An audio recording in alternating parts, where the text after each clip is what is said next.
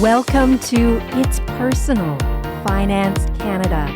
I'm Christine Conway. And I'm Cameron Conway. And this podcast is a very personal look at personal finance in Canada. Welcome to It's Personal Finance Canada. I'm Christine Conway, here with Cameron Conway. And if you're in BC, Alberta, Saskatchewan, Manitoba, Ontario, or the Yukon, feel free to find us at braunfinancial.com. This week, I found a really interesting academic article. And I mean, okay, maybe if you're me, you think academic articles are really fun and you read them all the time. I can hear our engagement dropping by the second. Well, you know what? People listen to this show so that I can do the back end work and they can reap the benefits of me spending all my free time nerding out to academic papers. This one in particular was written by a fellow named Gary Selnow in 2003. So it's a few years old, but it had some really, really interesting points about motivating retirement planning. Well, I just want to hear someone whose last name was Selnow talk about finance. Well, I don't know much about the guy. I didn't get into his background. I just kind of zeroed in on what he wrote.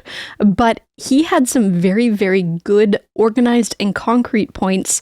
So what we're going to do today is kind of take a walk through his article.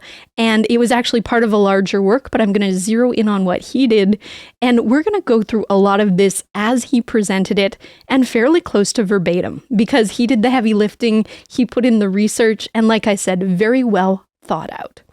So right off the bat, it's kind of this sentiment that he's highlighting that this retirement savings is an absolutely huge task. It's monumental in nature, right? And a lot of it sets us up for failure by meeting certain criteria that he identified. So this thing that we all know that we need to do to benefit future us is very, very, very challenging. It's very hard. And a lot of us procrastinate. It's kind of like this great procrastination and we all do it and nobody talks about it. And it's kind of the last thing on our minds when we wake up in the morning, unless of course you're the kind of person like us who either works in the industry or listens to podcasts like this regularly. Yeah, so the bulk of this is like why people don't retire. We'll just kind of jump to the end. Either you don't want to or you don't have the money. That's it, everyone. Like, subscribe, 5 stars. See you next week. Well, yeah, and maybe it's not don't retire, but don't retire ready, right? Like most of us, when we conceptualize our retirement, when we think about it, we are thinking about this great vacation. That can be exciting, right? It can be this place that we see in our minds in this distant land called our future, but we can't fully conceptualize it because we have not yet had that daily experience. So we kind of look to other people's that have retired. We've looked at the ones that have retired successfully, but even that can feel like we're looking at someone else's highlight reel. Yeah, what I was going to say is you can sweeten the pot a little bit and you could be this big, great vacation without your kids. No, because the kids are grown and hopefully moved out of the house. We'll see how things go, right? It's tough out there all around these days. And I know that parents are feeling that need to support their kids to give them the best possible start, even if that takes maybe a little bit longer than traditionally. It is that much harder. Yes, but today's episode, we're talking about you, yourself, and be a little bit selfish so you can kind of protect your future so you could have the opportunity to help them later on. Absolutely.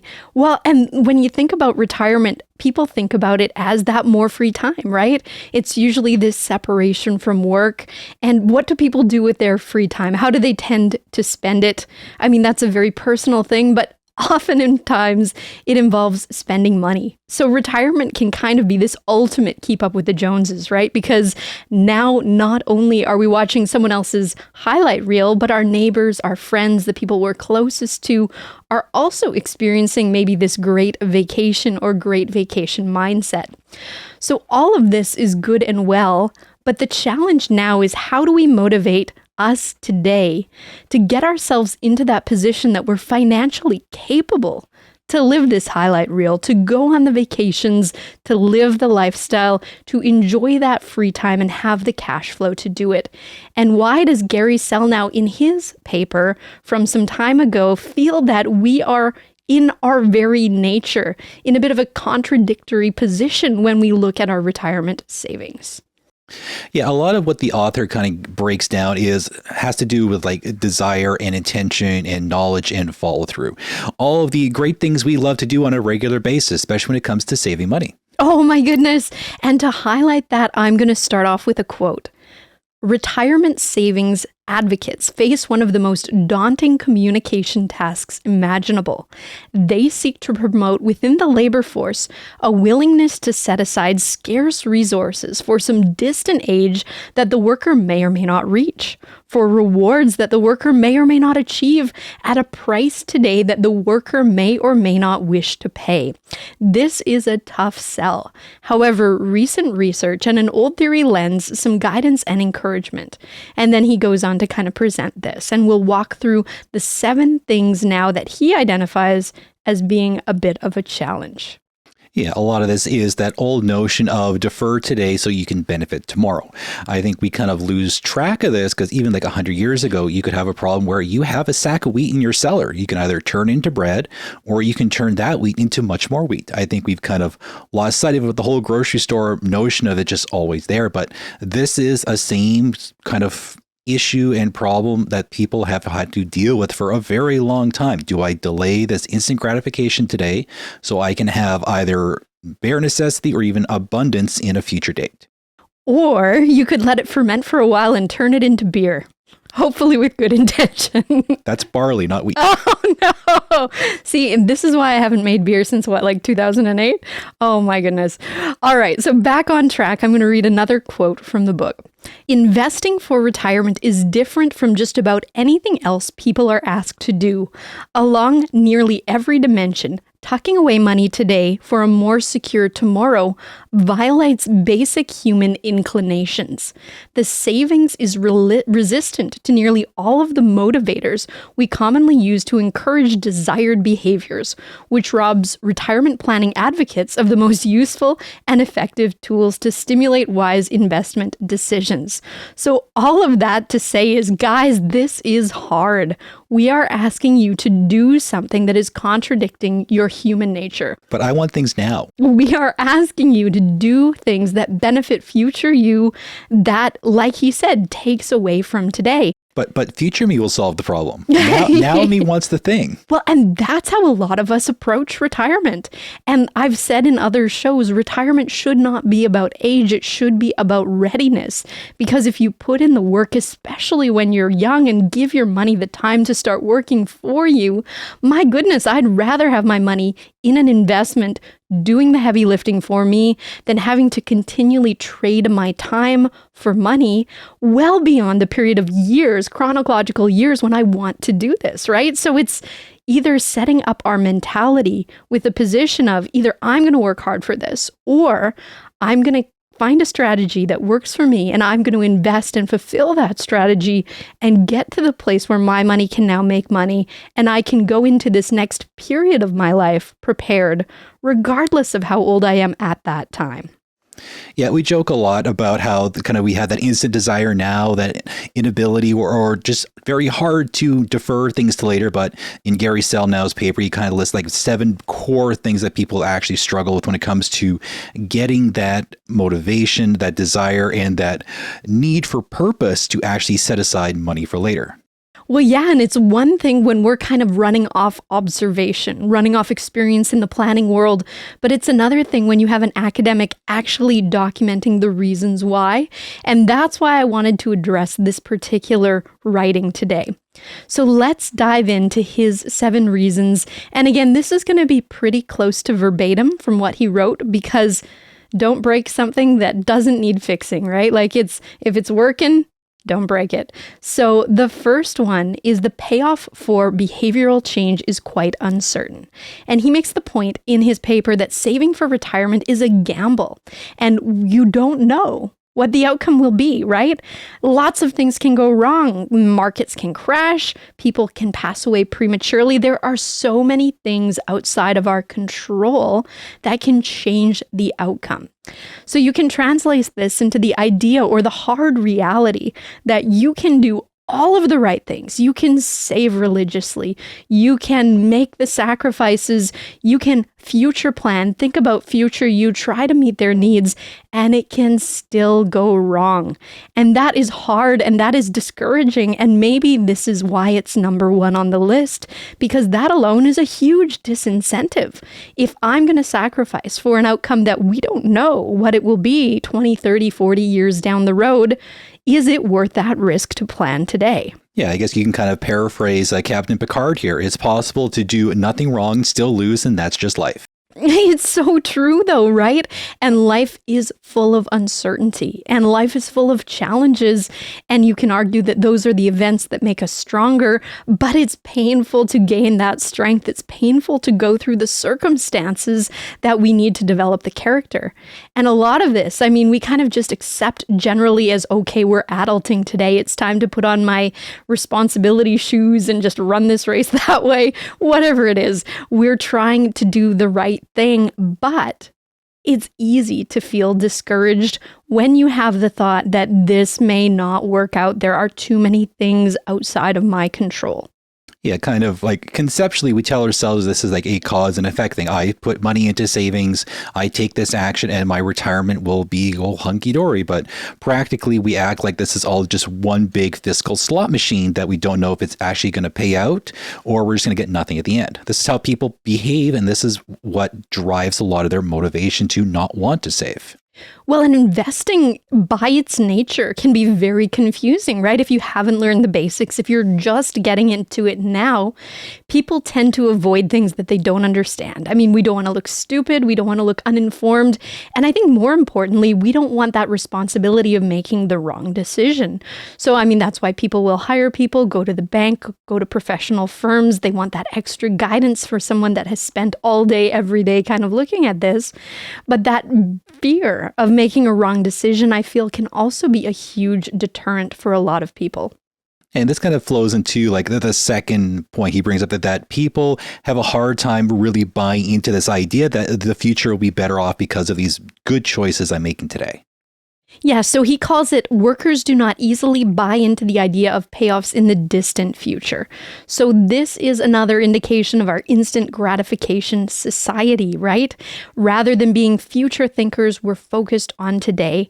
And this can be very, very real. This can be very, very timely, especially for people that do not have the funds that they need today, or they're feeling strapped for cash because of inflation or because of a job loss. And I would think all of those are kind of secondary in this particular conversation. I think he's addressing more people that are gainfully employed at this point in time.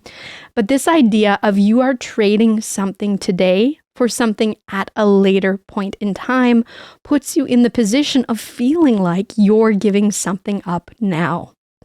And this actually flows really naturally into his third point, which is the promise of pleasure tomorrow means pain today.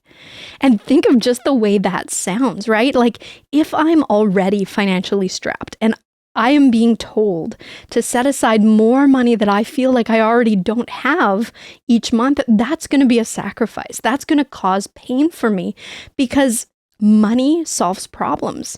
Money reduces stress in certain ways, and we all want lower stress. We all want ease in our lives. We all want things to be as smooth of a ride as possible.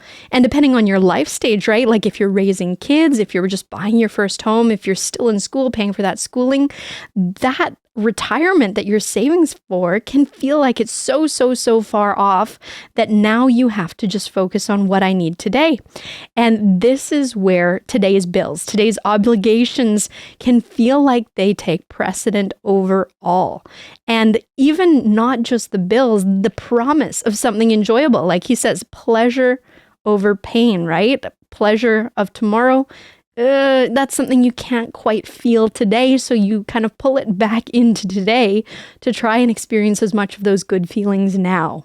Yeah, and it could be also that people aren't expecting to have that good time in the future, or they're just so wrapped up in today that even just taking the time to think of it just seems like a foreign concept, or people are just unwilling to consider the possibility of change. Like I work this job every day, and then one day I won't, and then I'll figure things out down the road. There is just this lack sometimes to have the foresight of the possible change, and it could actually be a good one.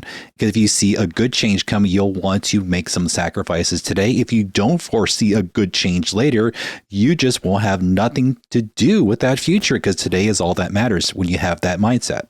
I think that's absolutely true as well. If you don't have that hope for a good future, if you don't believe that that good future is achievable to you, of course you'll make that trade of pleasure today, right? Because if I truly don't believe it's possible to get to my end goal of my dream retirement and all these vacations and the perfect life that I've envisioned, maybe I jump ship completely. I abandon the project and say, let it be what it'll be. Tomorrow we'll worry about tomorrow. Here I am living now. Let's live now.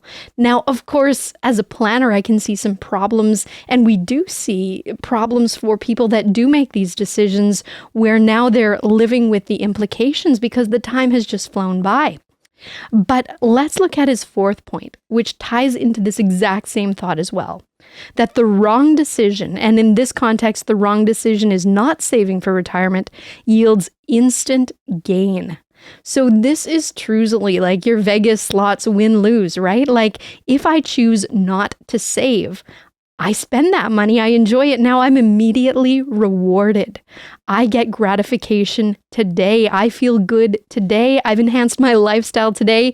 And I can even say in my mind, I'm giving my kids the best I can today. I'm giving myself the best I can today. But again, he calls it the wrong decision in this context, in the sense that it will have an implication later on. Yeah, and the implication might not just be for you. The implication could be for your entire family. Well, yeah, and that's why as people get wealthier, as people increase their asset base, they start thinking about the next generation and the generations to come, because we all want standards of living to stay the same and increase over time. And that has become increasingly difficult without a little bit of help these days. So I feel that as people build their wealth and as they start to look towards the future, they start to do some of that future planning. But again, that in and of itself is counterintuitive. And to the author's fifth point, there is no immediate tangible reward.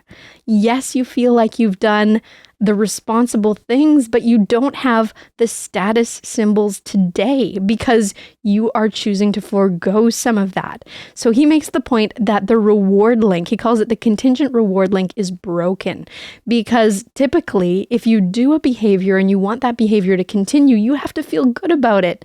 And it's hard to have those feel good feelings when all that the reward is you telling yourself, I was responsible today. So I would say that's another hard reality. There's no current satisfaction from your savings today, except that little pat on the back, and no one sees it. It's not something that people readily talk about. It's not exciting. And I mean, when you're with your friends, they might look at the things that you have, where you live, what your lifestyle is, but they're certainly not looking at your bank account balance or your RSP balance or the saving level that you have for the future. So it's a bit of an invisibility problem too, where it's not readily, you don't see it, right? It's not readily visible in the same way as other material things that we can buy today are.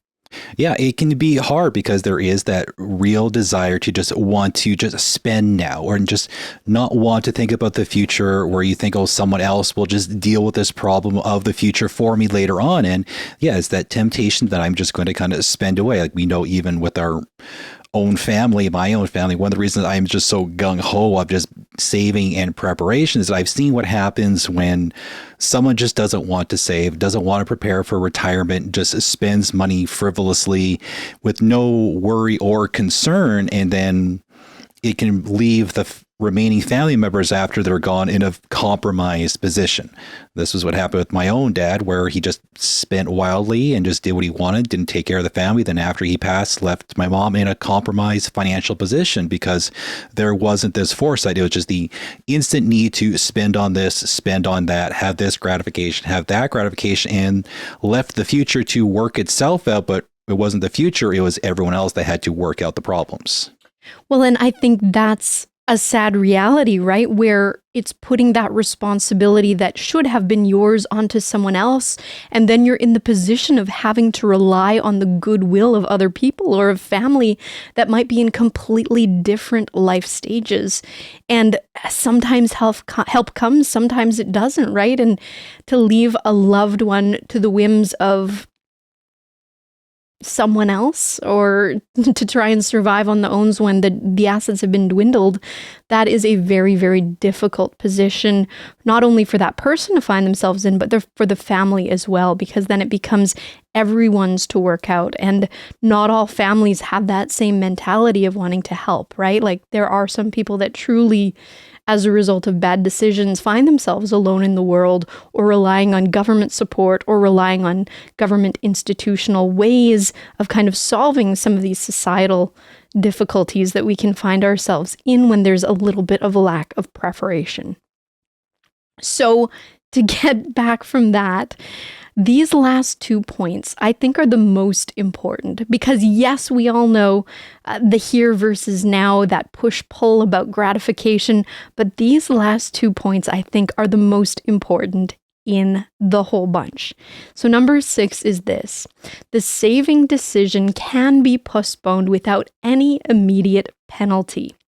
This is huge. And when I was reading this, in my mind, I thought this is a myth of no consequence. We are believing that there is no consequence for our action. We are believing that I can postpone this and future me will deal with it tomorrow. But the reality is tomorrow never comes. We push it and we push it and we push it until we find ourselves in a position where we are standing in the place that we thought was the distant future. Yeah, the closest thing you have to deal with is probably just your bank teller harassing you to put more money into your savings. Well, and I don't think they even do that as much these days, right? Oh, they got their quotas to fill. Well, people are left to their own devices as much as possible. But the fact that you can make that active decision without any penalty, any immediate implications, you can postpone, you can defer, you can make it a tomorrow problem. It does not cause you pain now. Oh man, that is hard. And like I said, the myth of no consequence is a myth because there actually are consequences. You just don't feel them until later. And in the future, how many times have we seen a situation where someone loses their capacity to save? I mean, it could be economic conditions that change, where there's a forced retirement or job loss, layoffs, economic factors that have driven them. It can be as personal as health changes, where someone now does not have that same ability to work to the same level, either physically or mentally, that they did prior. And for whatever the reason, the ability to save in the future can be diminished. And that can directly impact your standard of living later. So we kind of have to look at it like that and not just as a today problem. So it's this idea that your actions today, this might be it. This might be what future you has to rely on. And by making it a problem for tomorrow, you do not yet know what capability or capacity future you will have. And of course, we hope it's good, but life is a wild card. And the last one, and this one is great as well. This one really resonated with me as someone who loves goal setting in financial planning. The author points out that there are no functional deadlines. And this, in my mind, is why any goal fails. You don't tell yourself how much, you don't tell yourself where you're going to put it, you don't have a strategy going in, and you don't have a timeline of when this will be done by. Yeah, I think the closest thing you can really find with this is like the annual RRSP deadline, but that's just more of a gentle reminder of, hey, if you have money, if you have an RRSP, maybe put some money over there, but there is no like firm kind of kick in the backside to actually stick to the goals, to actually put some money in the right place, to actually prepare for retirement. It is just a lot of vague generalities that a lot of people know, but have probably just become numb to. Well, and it's not like any other bill, right? The bills are immediate. The bills are in your face today, demanding action, or the vacation you want to take, or the activity that your kid wants to do. Those all have functional deadlines. But this concept for retirement planning that it does not have a functional deadline, I mean, really, like you said, Cam, what are the gut checks? It might be age. It might be, oh, I'm 50 now. I'm 55. I wanted to retire. I'm 60. Now maybe I should do something, but you've robbed yourself the time in the market. You've robbed yourself those years of saving. You've robbed yourself the ability to take something small and let it become something bigger. And that time is so valuable. And that's why we always encourage people to look at the plan today, look at the direction you're going, and think about retirement savings as any other goal that has to be measurable. It has to be specific. It has to have a deadline, and it has to have a dollar commitment where you're putting real money on the line. So don't fall into this myth of time. Don't fall into this myth of thinking that you have all the time in the world, that the problem occurs in the distant future, or that you can deal with it later. Like I said, all of that robs future you.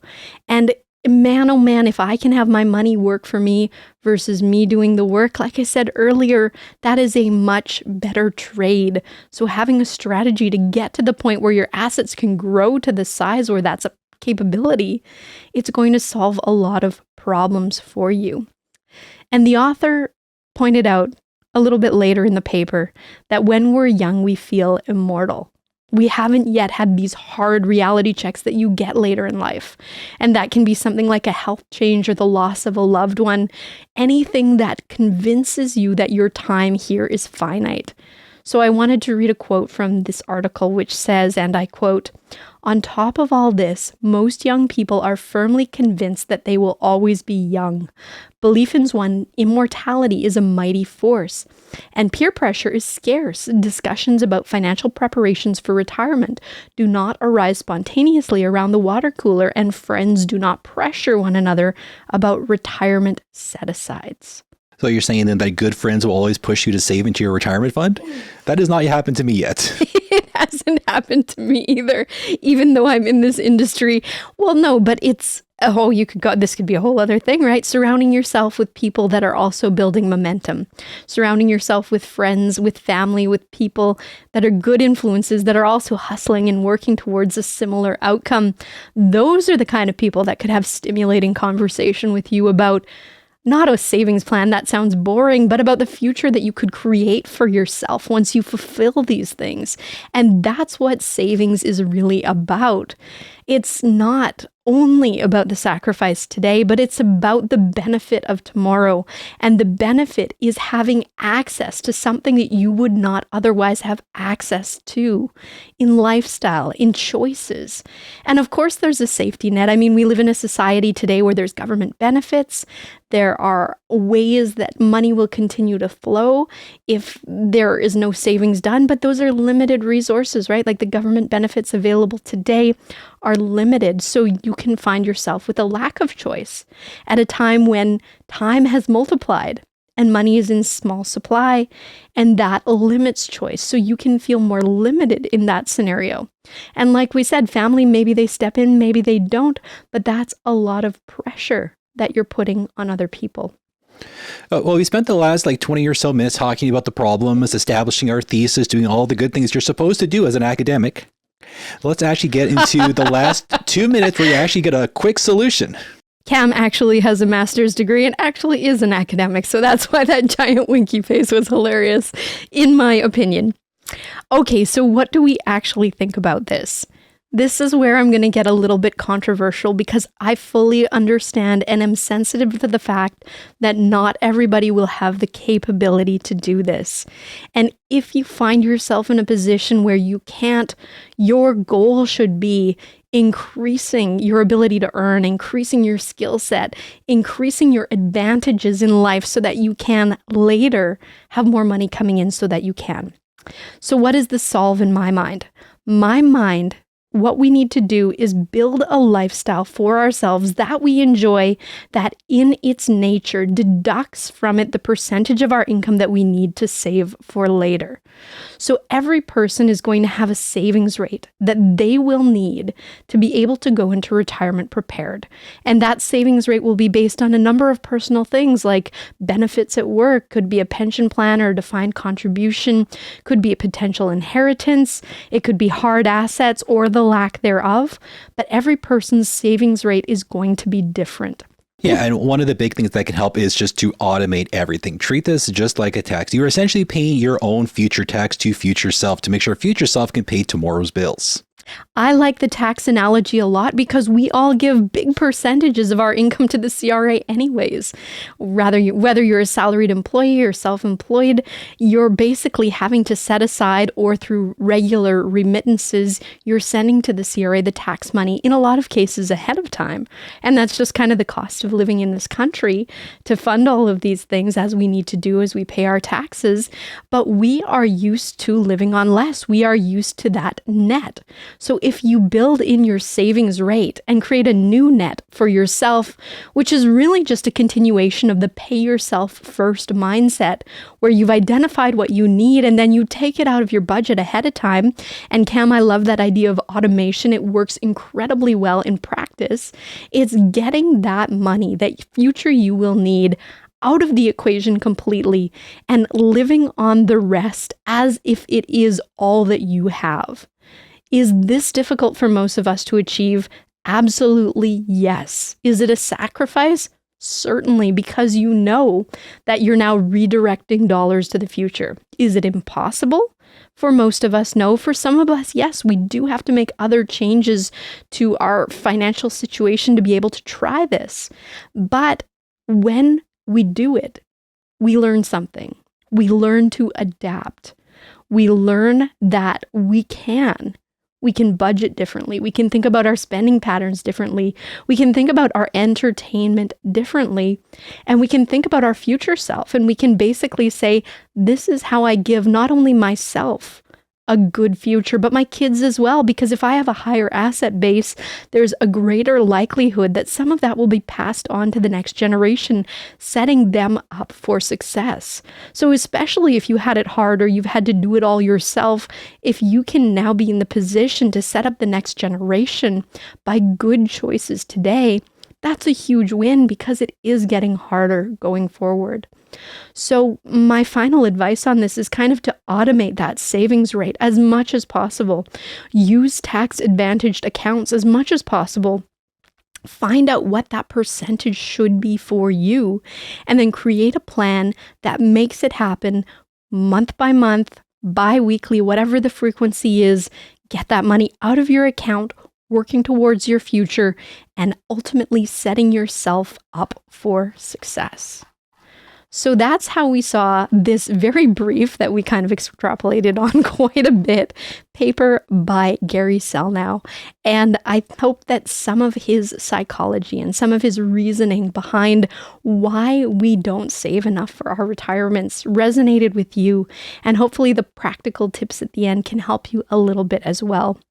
And if you're in BC, Alberta, Saskatchewan, Manitoba, Ontario, or the Yukon, and you need some help, feel free to find us at braunfinancial.com. Until next time, take care. And all the best.